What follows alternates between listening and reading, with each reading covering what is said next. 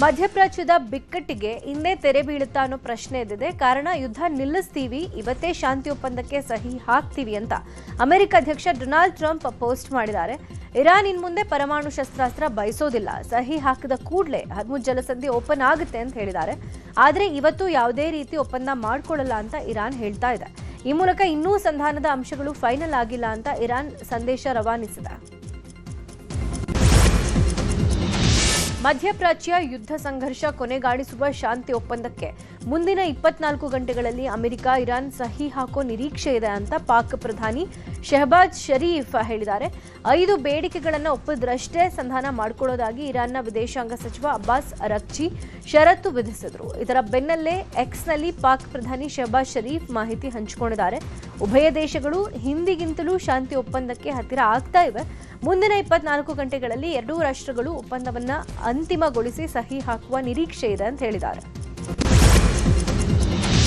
ಪ್ರಧಾನಿ ಮೋದಿ 6 ದಿನಗಳವರೆಗೆ ಫ್ರಾನ್ಸ್ ಮತ್ತು ಸ್ಲೋವಾಕಿಯಾಗೆ ಪ್ರವಾಸ ಕೈಗೊಂಡಿದ್ದಾರೆ.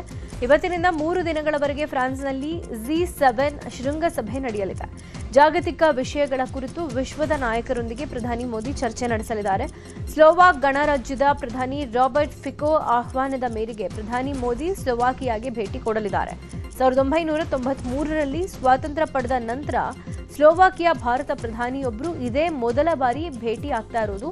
ಸ್ಲೋವಾಕಿಯಾ ಪ್ರಧಾನಿ ಫಿಕೋ ಅವರೊಂದಿಗೆ ಮಾತುಕತೆ ನಡೆಸಲಿದ್ದಾರೆ.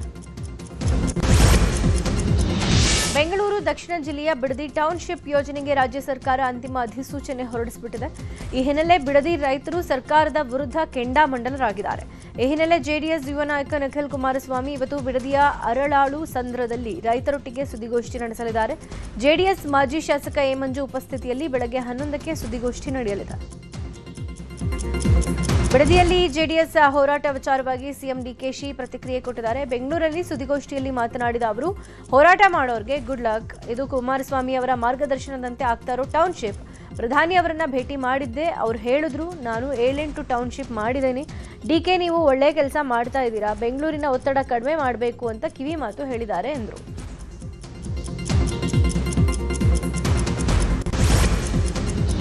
ಬಿಡದಿ ಟೌನ್ಶಿಪ್ ಕಿಚ್ಚು ದಿನೇ ದಿನೇ ಜೋರಾಗ್ತಾ ಇದೆ. ಬಿಡದಿ ಟೌನ್ಶಿಪ್ಗೆ ಅಂತಿಮ ಅಧಿಸೂಚನೆ ಹಿನ್ನೆಲೆ ಬೃಹತ್ ಹೋರಾಟಕ್ಕೆ ರೈತರು ಸಜ್ಜಾಗಿದ್ದಾರೆ. ಈ ಕುರಿತು ರಾಮನಗರದ ಎಪಿಎಂಸಿ ಆವರಣದ ರೈತ ಭವನದಲ್ಲಿ ನಡೆದ ಪೂರ್ವಭಾವಿ ಸಭೆಯಲ್ಲಿ ನಿರ್ಧರಿಸಲಾಗಿದೆ. ಜೂನ್ 22ನೇ ತಾರೀಕು ಕರ್ನಾಟಕ ರಾಜ್ಯ ರೈತ ಸಂಘದಿಂದ ಭೈರಮಂಗಲ ಚಲೋಗೆ ಕರೆ ಕೊಡಲಾಗಿದೆ. ಯಾವುದೇ ಕಾರಣಕ್ಕೂ ಯೋಜನೆಗೆ ಭೂಮಿ ಕೊಡದಂತೆ ನಿರ್ಣಯಿಸಲಾಗಿದೆ. ರೈತರ ಹೋರಾಟಕ್ಕೆ ಬಿಜೆಪಿ, ಜೆಡಿಎಸ್ ಕೂಡ ಬೆಂಬಲ ಕೊಟ್ಟಿದ್ದು, ವಿವಿಧ ಕಾರ್ಮಿಕ ಸಂಘಟನೆಗಳು, ಕನ್ನಡಪರ ಸಂಘಟನೆಗಳು ಸಾಥ್ ಕೊಡಲಿವೆ. ಗೃಹಲಕ್ಷ್ಮಿ ಗೃಹಜ್ಯೋತಿ ಫಲಾನುಭವಿಗಳಿಗೆ ಸಿಎಂ ಡಿಕೆ ಶಿವಕುಮಾರ್ ಶಾಕ್ ಕೊಟ್ಟಿದ್ದಾರೆ. ಗೃಹಲಕ್ಷ್ಮಿ ಗೃಹಜ್ಯೋತಿ ಯೋಜನೆ ಪಡೆಯೋಕೆ ಫಲಾನುಭವಿಗಳು ಮತ್ತೆ ಹೊಸ ಅರ್ಜಿ ಸಲ್ಲಿಕೆ ಮಾಡೋದು ಕಡ್ಡಾಯ ಅಂತ ಡಿಕೆಶಿ ಹೇಳಿದ್ದಾರೆ. ನಾವು ಯೋಜನೆಯನ್ನ ನಿಲ್ಲಿಸಲ್ಲ. ಈಗ ಯಾರೆಲ್ಲ ಗೃಹಲಕ್ಷ್ಮಿ ಯೋಜನೆ ಪಡ್ಕೊಳ್ತಾ ಇದ್ದಾರೋ ಅವರೆಲ್ಲ ಮತ್ತೆ ಪುನರ್ ಅರ್ಜಿ ಸಲ್ಲಿಕೆ ಮಾಡಬೇಕು ಅಂತ ಹೇಳಿದ್ರು. ನಾವು ವಾಸಕ್ಕೆ ಮಾತ್ರ ಫ್ರೀ ಕರೆಂಟ್ ಕೊಡ್ತಾ ಇರೋದು, ಕಮರ್ಷಿಯಲ್ ಬಳಕೆಗೆ ಬಳಸ್ಕೊಂಡ್ರೆ ಆಗಲ್ಲ ಅಂತ ಎಚ್ಚರಿಕೆ ಕೊಟ್ಟಿದ್ದಾರೆ. ರಾಜ್ಯದಲ್ಲಿನ ಬಡ್ಡಿ ದಂಧೆಗೆ ಕಡಿವಾಣ ಹಾಕೋಕೆ ಪೊಲೀಸರಿಗೆ ಹೇಳಿದ್ದೀನಿ. ಅಧಿಕಾರಿಗಳ ಮೇಲೆ ಸಚಿವರು, ಶಾಸಕರು ಒತ್ತಡ ಹೇರಬಾರದು ಅಂತ ಸಿಎಂ ಹೇಳಿದ್ದಾರೆ. ಅಧಿಕಾರಿಗಳಿಗೆ ಒತ್ತಡಕ್ಕೆ ಮಣಿಯದಂತೆ ಸೂಚನೆ ಕೊಟ್ಟಿದ್ದೀನಿ. ರೌಡಿಗಳ ಪತ್ತೆಗೆ ವಿಶೇಷ ತಂಡ, ಸೈಬರ್ ಕ್ರೈಂ ತಡೆಗೆ ಕ್ರಮಕ್ಕೂ ಸೂಚಿಸಿದ್ದೀನಿ.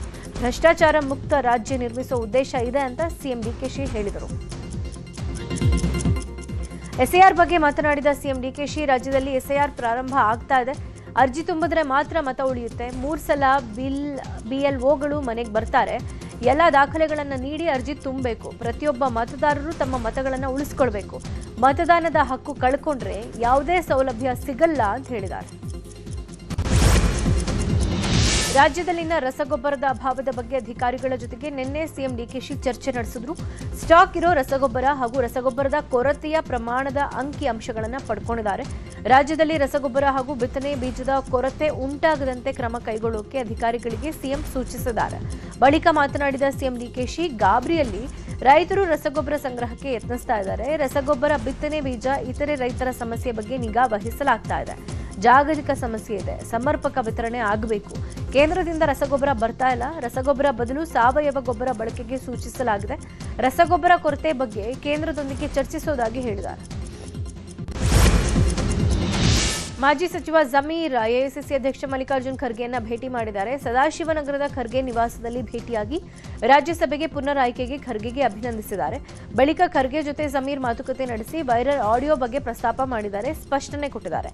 ಇದೆಲ್ಲ ಷಡ್ಯಂತ್ರ. ಕೇರಳಂ ಚುನಾವಣೆ ಗೆಲುವು ಪ್ರಸ್ತಾಪಿಸಿ ಮಂತ್ರಿ ಸ್ಥಾನಕ್ಕೂ ಬೇಡಿಕೆ ಇಟ್ಟಿದ್ದಾರೆ. ಮಲ್ಲಿಕಾರ್ಜುನ್ ಖರ್ಗೆ ಭೇಟಿ ಬಳಿಕ ಜಮೀರ್ ಮಾಜಿ ಸಿಎಂ ಸಿದ್ದರಾಮಯ್ಯ ಅವರನ್ನು ಭೇಟಿ ಮಾಡಿದ್ರು. ಸಚಿವ ಸ್ಥಾನದ ವಿಚಾರವಾಗಿ ಮಾಜಿ ಸಿಎಂ ಸಿದ್ದು ಜೊತೆ ಜಮೀರ್ ಮಾತುಕತೆ ನಡೆಸಿದ್ರು. ಸಂಪುಟ ವಿಸ್ತರಣೆ ವೇಳೆ ಅವಕಾಶಕ್ಕೆ ಒತ್ತಾಯಿಸಿದ್ದಾರೆ.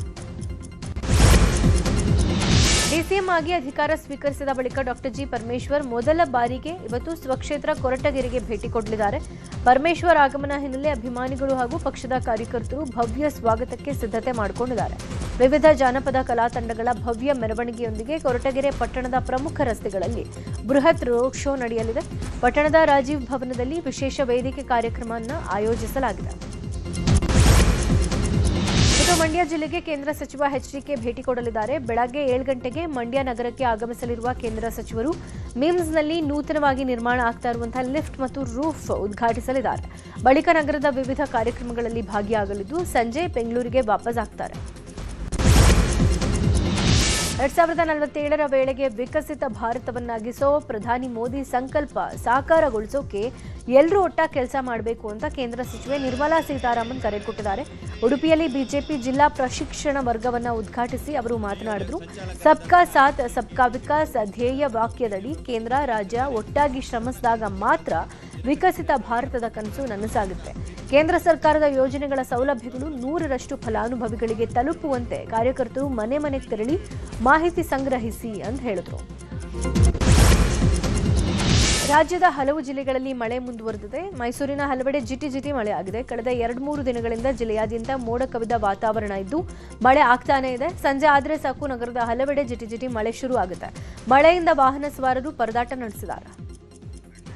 ಬೆಂಗಳೂರು ದಕ್ಷಿಣ ಜಿಲ್ಲೆಯಲ್ಲೂ ವರುಣನ ಅಬ್ಬರ ಜೋರಾಗಿದೆ. ರಾಮನಗರ, ಚನ್ನಪಟ್ಟಣದಲ್ಲಿ ಅರ್ಧ ಗಂಟೆಗೂ ಹೆಚ್ಚು ಕಾಲ ಭಾರೀ ಮಳೆಯಾಗಿದೆ. ಇನ್ನು ಮಾಗಡಿ, ಕನಕಪುರ ಭಾಗದಲ್ಲೂ ಮಳೆ ಆಗ್ತಾ ಇದೆ. ಸಿಲಿಕಾನ್ ಸಿಟಿ ಬೆಂಗಳೂರಲ್ಲೂ ಜೋರು ಮಳೆ ಆಗಿದೆ. ಸಂಜೆ ಆಗ್ತಾ ಇದ್ದಂತೆ ನಗರದ ಹಲವೆಡೆ ಮಳೆ ಬಿದ್ದರೆ Sampangi, Ramanagara, Vidhana Soudha, Vasanthanagar, corporation, Majestic, JP Nagar, Jayanagar, Shivananda circle, Malleshwaram, Richmond town ಸೇರಿದಂತೆ ಹಲವೆಡೆ ಭಾರೀ ಮಳೆ ಆಗಿದೆ.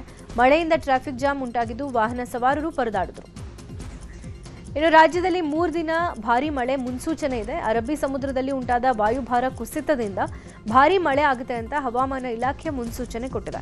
ಉಡುಪಿ, ದಕ್ಷಿಣ ಕನ್ನಡ, ಉತ್ತರ ಕನ್ನಡ, ಶಿವಮೊಗ್ಗ, ಕೊಡಗು, ಚಿಕ್ಕಮಗಳೂರು ಮತ್ತು ಹಾಸನದಲ್ಲಿ ಜೋರು ಮಳೆ ಆಗಲಿದೆ. ಇನ್ನೇನು ಉಳಿದ ಜಿಲ್ಲೆಗಳಲ್ಲಿ ಜೂನ್ 15ರವರೆಗೆ ಸಾಧಾರಣ ಮಳೆ ಆಗುತ್ತೆ.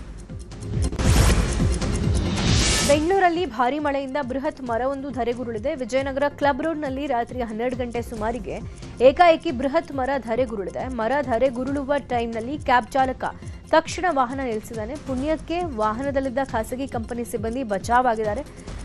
ಜಿಬಿಎ ಮರವನ್ನ ತೆರವು ಮಾಡಿದ್ದಾರೆ.